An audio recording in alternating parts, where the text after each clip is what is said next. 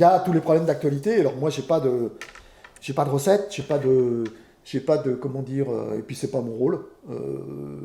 Je pense quand même qu'on est dans une période extrêmement difficile. Il faut se méfier, il faut être intelligent parce que il y a des recompositions politiques extrêmement puissantes et le macronisme n'est pas n'importe quoi. C'est une nouvelle façon pour les classes dominantes d'organiser la vie politique, sociale et économique du pays. On connaît une rupture dans les équilibres dominants et on le voit très bien avec la crise de la droite classique gaulliste, bon, et puis aussi du Parti socialiste. Il y a des continents entiers qui ont disparu. Hein. Par exemple, on parlait du Parti communiste. Le Parti communiste, j'ai oublié de le dire, en 1945, c'était entre 21 et 25% des voix. C'était la première force politique à la sortie de la libération. Hein. Bon, et on en parle de temps ici on a Ivry, c'est à Ivry qu'a été inventé le communisme municipal, qui est un des piliers de la force du Parti communiste. Hein. Ils ont été capables d'inventer des choses à l'époque, avec des dirigeants comme Gosnard, Maran et d'autres, les crèches, les colonies de vacances, les mutuelles, les comités de locataires, les associations sportives, enfin bon, tout un monde qui structurait un peu d'ailleurs à l'image de ce que j'ai dit pour la social-démocratie allemande, hein, qui est capable de structurer toute la vie quotidienne, la vie sociale des gens. Ben là, c'était la même chose. Et aujourd'hui, dans le Val-de-Marne, il n'y a plus un seul député communiste. Plus un seul. Et on est encore dans le dernier département, Conseil général, qui est dirigé par un communiste. Donc vous imaginez, le monde a changé. Le monde a changé. Donc il faut qu'on intègre ça. Et l'offensive macronienne, elle est extrêmement puissante. Elle prend l'héritage du sarkozysme, celle de Hollande, elle le démultiplie par 10. Elle accélère les choses. Et là, on est dans des accélérations extrêmement importantes. Les lois Pénicaud, par exemple, sont terribles du point de vue de la structuration syndicale. D'ailleurs, elle occupe l'énergie du syndicalisme dans la dernière période à structurer les CSE et à essayer de trouver des portes de sortie par rapport à la destruction de cet outil considérable qu'est le CHSCT, qui était le seul qui pouvait mettre les patrons devant les tribunaux, hein, quand même, hein, et qui concerne les conditions de travail. C'est un truc, bon, c'est extraordinaire, c'est ce qu'ils ont fait. Et ils sont en train de concentrer le droit syndical autour de quelques-uns qui auront le pôle et de couper par rapport à un syndicaliste de base, un syndicaliste de terrain. C'est ça l'enjeu central pour eux. Et de créer des mécaniques d'entonnoir pour une sénatorialisation avec des camarades qui, avec les meilleures raisons du monde, vont devenir des spécialistes, ultra spécialistes de l'activité. Et ça, dans les grandes entreprises, parce que la plupart du syndicalisme, hein, les trois quarts, il n'y a plus que, je crois, 250 grandes entreprises en France. Sur les 100% que représente le patronat, il y en a 98% qui sont dans les TPE ou dans les PME. Mais surtout les TPE. Et dans les TPE et les PME, le syndicalisme n'existe pas. Et le premier qui sort la tête, boum, comme je disais, technique, comme disent les camarades antillais, déchouqué, hop, on coupe la tête. Bon, c'est ça ce monde-là.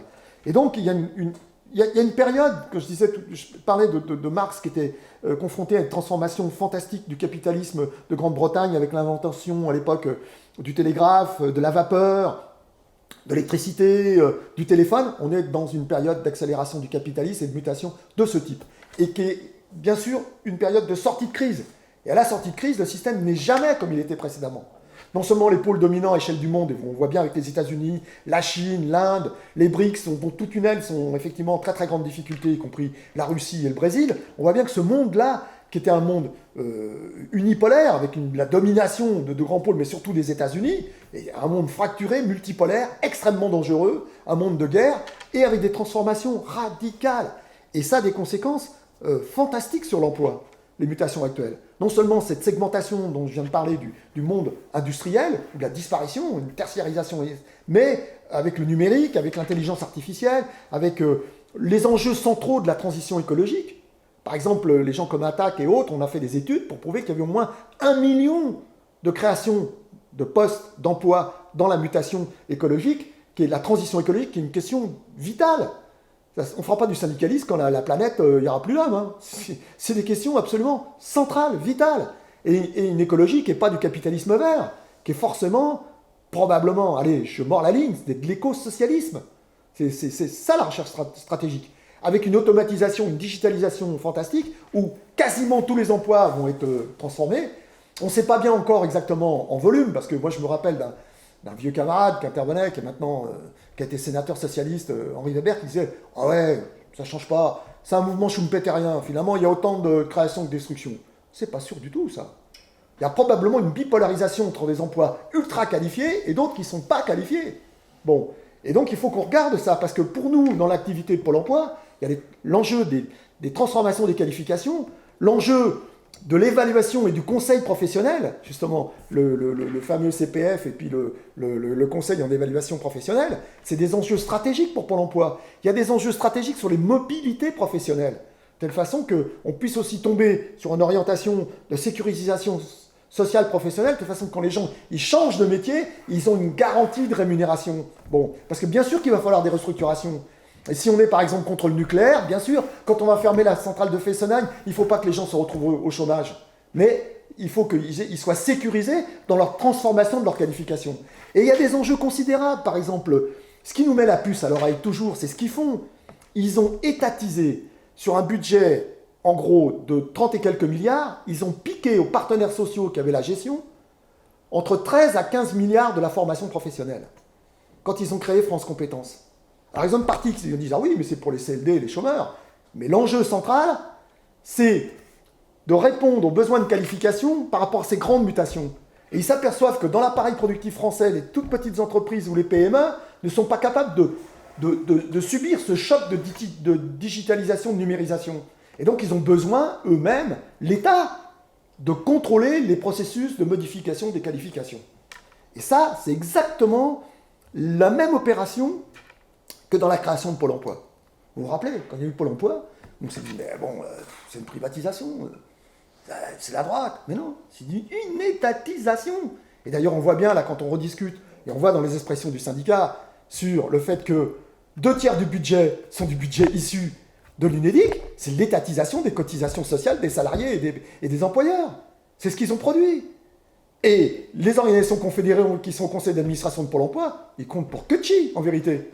C'est bien, ils dirigent bien la danse. Et quand il y a eu la création de Pôle emploi, ils ont exproprié le MEDEF et la CFDT de ces tâches de direction qu'ils avaient à l'UNEDIC. Ils ont créé l'UNEDIC, peau de chagrin. Mieux, ils viennent d'étatiser en décidant que désormais, c'est eux, sur leur orientation, qui décideront des rythmes et du contenu de la convention d'UNEDIC. Ils vont jusqu'au bout. Et bien sûr, cette affaire de France Compétences, il faut aussi que le syndicat, on raisonne sur tout ça. Sur tous ces éléments, c'est des éléments de stratégie. Et c'est très important parce que ça modifie, parce que tous ces angles-là vont modifier le quotidien professionnel des agents de Pôle emploi. Et le syndicat qui dit ça, le syndicat, il a comme tâche de comprendre le sens général d'où ça va. C'est compliqué, c'est difficile, mais il faut mettre l'intelligence collective en jeu et travailler avec d'autres. Avec d'autres. On n'a pas la science infuse forcément nombrilique. Bon, mais il faut travailler dans la fédération, il faut travailler à l'Institut de recherche, il faut travailler avec ATTAC, il faut travailler avec d'autres syndicats, il faut travailler, etc. Mais il faut qu'on se dote de cette intelligence collective. Par exemple, qu'est-ce que ça signifie aujourd'hui que des algorithmes soient producteurs de plus-value? C'est une transformation considérable. Considérable. Donc là, quelle est la place dans tout ça de Pôle emploi? À l'heure où, comme par hasard, ils font aussi...